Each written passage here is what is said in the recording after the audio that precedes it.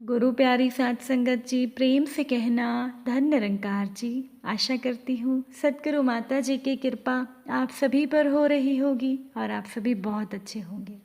एक नई साखी के साथ फिर से हाजिर हूँ मैं। तो चलिए ज़्यादा समय ना गवाते हुए आज की साखी सुनते हैं। साध संगत जी, एक बकरी थी जो कि बच्चे को जन्म देने वाली थी। अब बच्चे के जन्म से पहले ही उस बकरी ने भगवान से दुआएं मांगनी शुरू कर दी कि हे ईश्वर, मुझे बेटी देना, बेटा नहीं। पर किस्मत को कुछ और ही मंजूर था। उस बकरी ने बेटे को जन्म दिया। अब अपने बच्चे को देखते ही वो बकरी रोने लगी। अब साथ की बकरियां भी उस बकरी के रोने की वजह जानती थी, पर दूसरी बकरियां क्या कहती। अब वो बकरी रोते रोते चुप हो गई और अपने बच्चे को प्यार से देखने लगी। साध संगत जी, दिन बीतते चले गए और उस बकरी के दिल में अपने बच्चे के लिए प्यार उमड़ता चला गया। धीरे धीरे वो माँ अपने बेटे में सारी दुनिया को भूल गई और भूल गई भविष्य की वो सच्चाई जो एक दिन सच होने वाली थी। साध संगत जी, वो बकरी रोज अपने बच्चे को प्यार करके अपने दिन की शुरुआत करती थी और उसकी रात अपने बच्चे से चिपक कर सोकर ही गुजरती थी। एक दिन उस बकरी के मालिक के घर में बेटे का जन्म हुआ तो उसके मालिक के घर में मेहमानों का आना जाना शुरू हो गया। अब घर में आते जाते मेहमानों को और पड़ोसियों की भीड़ को देखकर उस बकरी ने अपनी साथी बकरी से पूछा कि बहन, क्या हुआ, आज घर पर इतनी भीड़ क्यों है। ये सुनकर उस बकरी ने कहा कि अरे, आज मालिक के घर में बेटे का जन्म हुआ है, इसीलिए चहल पहल है। अब वो बकरी अपने मालिक के लिए बहुत खुश हुई और उसने अपने मालिक के बेटे को बहुत दुआएं दी और फिर वो बकरी अपने बच्चे से चिपक कर सो गई। अभी वो बकरी सो ही रही थी कि तभी उसके पास एक आदमी आया। उस आदमी के आते ही सारी बकरियां डर कर सिमट गई। अब वो बकरी भी अपने बच्चे को खुद से चिपका कर देख रही थी कि तभी उस आदमी ने उस बकरी के बच्चे को पकड़ लिया और उसे वहां से ले जाने लगा। वो बकरी बहुत चिल्लाई पर उस आदमी ने उसकी एक ना सुनी। अब उस बच्चे को बकरियां जहां पर बंधी थी उसके सामने वाले कमरे में ले जाया गया। वो बकरी का बच्चा बहुत चिल्ला रहा था, अपनी माँ को बुला रहा था। अब उसकी माँ भी, वो बकरी भी रस्सी को खोलने के लिए पूरी कोशिश कर रही थी। उसने अपने पूरे पांव रगड़ दिए पर रस्सी नहीं खुली। अब थोड़ी देर तक उस बकरी का बच्चा बहुत चिल्लाया पर उसके बाद वो बच्चा चुप हो गया। अब उसकी आवाज़ नहीं आ रही थी। वो बकरी समझ चुकी थी कि उसके बच्चे के साथ क्या हुआ है, पर फिर भी वो अपने बच्चे के लिए आंख बंद करके ईश्वर से दुआएं मांगती रही। पर अब बहुत देर हो चुकी थी। उस बकरी के बेटे का सर धड़ से अलग कर दिया गया था। अब उस बकरी के बेटे का सर माँ के सामने पड़ा था और आज भी उस बकरी के बच्चे की नज़र अपनी माँ की तरफ थी, पर आज वो नज़रें पथरा चुकी थी। उस बकरी के बच्चे का मुंह आज भी खुला था पर उसके मुंह से आज माँ के लिए पुकार नहीं निकल रही थी। बेटे का मुंह सामने पड़ा था और माँ आखिरी बार उसे चूम भी नहीं पा रही थी। इसी वजह से उसकी आंखों से आंसू बह रहे थे। अब उस बकरी के बेटे को काट कर पका कर खा लिया गया था और उसकी माँ देखती रह गई और साथ में बैठी भी सभी बकरियां इस घटना से अवगत थी, पर बेचारियां क्या कर सकती थी। साथ संगत जी, 2 महीने बीत चुके थे और वो बकरी अपने बेटे के जाने के गम में पहले से आधी हो चुकी थी कि तभी एक दिन उन बकरियों का मालिक अपने बेटे को खिलाते हुए उन बकरियों के सामने लेकर आया। ये देखकर एक बकरी ने दूसरी से कहा, जिसके बेटे को उन्होंने मार दिया था। उस साथी बकरी ने बकरी से कहा कि ये देख, ये वही बच्चा है जिसके होने पर तेरे बच्चे को काटा गया था। अब ये बात सुनकर उस बकरी की आंखों से आंसू बहने लगे और वो अपने बच्चे की याद में खो गई और उस अपने मालिक के बच्चे को देखने लगी।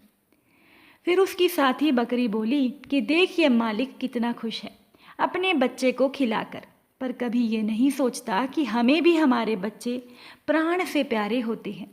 मैं तो कहती हूँ जैसे हम अपने बच्चों के वियोग में तड़प कर जीते हैं, वैसे भी ये भी जिए, इसका भी बेटा मरे। अब ये सुनते ही वो बकरी चिल्लाई और उसने उस दूसरी बकरी से कहा कि उस बेगुनाह बालक ने क्या बिगाड़ा है जो तू उसे मारने की बद्दुआ दे रही है। वो बेचारा तो अभी अभी धरती पर आया है।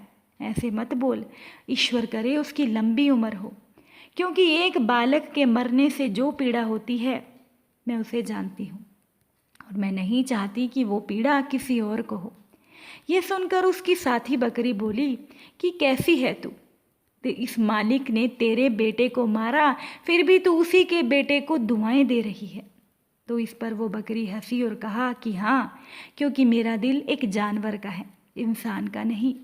ये कहना मात्र ही उस बकरी के लिए जवाब हो गया था कि उस बकरी ने ऐसा क्यों कहा। अब जिस बकरी के बेटे को मारा गया था, उस बकरी ने सोचा कि ना जाने किस जन्म के पाप की वजह से आज मुझे इस योनि में जन्म मिला। ना जाने किसके बालक को मैंने छीना था जो पुत्र वियोग मुझे मिला। अब किसी के बालक को बद्दुआ देकर उसे मारने की मैं बद्दुआ कभी भी नहीं दूंगी, और इसको इसके कर्मों का दंड भगवान देगा, मैं नहीं। साथ संगत जी, कर्मों का फल तो भोगना ही पड़ता है, चाहे फिर वो कभी भी इंसान को भोगना हो। इसीलिए इंसान को हमेशा अच्छे कर्म करने चाहिए, सत्कर्म करते रहना चाहिए। साथ संगत जी, एक आदमी था, उसका पूरा परिवार बहुत सेवा किया करता था, सत्संग में भी जाता था। अब उस व्यक्ति के परिवार में एक लड़का था जो कि दोनों पैरों से अपाहिज था। अब वो बेटा भी जो अपाहिज था, वो भी बैठे बैठे सत्संग में बहुत सेवा किया करता था। अब सेवा करते करते बरसों साल बीत गए और उसका परिवार यही सोचता था कि हम लोग तो इतनी सेवा करते हैं, फिर भी हमारे परिवार में ये जो बच्चा पैदा हुआ जिसकी दोनों टांगे नहीं हैं, इसके साथ ऐसा क्यों हुआ? हमारा क्या दोष था? साथ संगत जी, एक दिन की बात है, सत्संग चल रहा था। अब संगत के बीच में उस अपाहिज पुत्र के पिता ने महात्मा जी से, संत जी से एक सवाल किया कि हम सब तो इतनी सेवा करते हैं, हमारा पूरा परिवार सेवा करता है, हमने कभी किसी के बारे में बुरा नहीं सोचा और ना ही हम किसी का बुरा करते हैं, फिर ऐसा गुनाह हमारे साथ क्यों हुआ कि हमारे घर पर अपाहिज बच्चे का जन्म हुआ?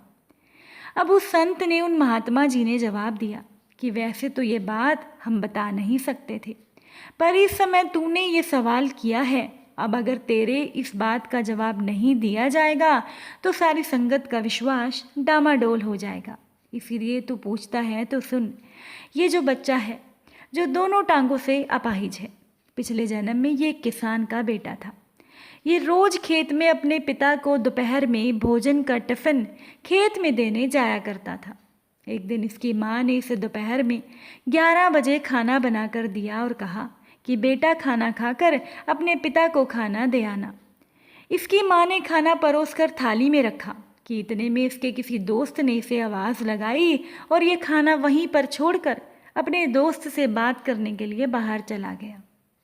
इतने में एक कुत्ता इनके घर में घुस आया और उसने थाली में मुंह डाला और रोटी खाने लगा। अब ये लड़का जैसे ही घर में वापस आया और कुत्ते को थाली में मुंह डालता हुआ देखा तो इसने पास में से ही एक लोहे का बड़ा सा डंडा उठाकर कुत्ते को मारना शुरू कर दिया। इसने ये भी नहीं सोचा कि खाना तो जूठा हो ही चुका है, फिर भी बिना सोचे समझे इसने उस कुत्ते की दोनों टांगों पर इतनी ज़ोर से डंडा मारा कि ये कुत्ता अपनी ज़िंदगी जब तक जिंदा रहा तब तक दोनों पैरों से बेकार होकर घसीटते घसीटते उस कुत्ते ने अपनी सारी ज़िंदगी जी और फिर वो तड़प तड़प कर मर गया। ये उसी कर्म का फल है जो इसने उस जन्म में किया था, और इसीलिए ये इस जन्म में दोनों टांगों से अपाहिज पैदा हुआ है। साथ संगत जी, इंसान को अपने कर्मों का फल तो भुगतना ही पड़ता है, इसलिए जो भी कर्म करो सोच समझ कर करो और अच्छे कर्म करो। कभी भी किसी का दिल मत दुखाओ और हमेशा सत्कर्म करो। साथ संगत जी, जब हम सत्संग में जाते हैं, सतगुरु की शरण में जाते हैं, तो सत्संग में जाकर हमें अच्छे कर्म करने की प्रेरणा मिलती है और सतगुरु हमारे कर्मों के फल के वेग को कम कर देते हैं, उनकी गति को कम कर देते हैं। इसीलिए हमेशा सत्संग में जाकर हमें अच्छे कर्म करने चाहिए, सभी को खुश रखना चाहिए, किसी का दिल नहीं दुखाना चाहिए। चलिए अब हम सभी मिलकर सिमरन करते हैं। तू ही निरंकार मैं तेरी शरण हाँ मैनू बख्श लो। तू ही निरंकार मैं तेरी शरण हाँ मैनू बख्श लो। साध संगत जी प्यार से कहना, धन निरंकार जी।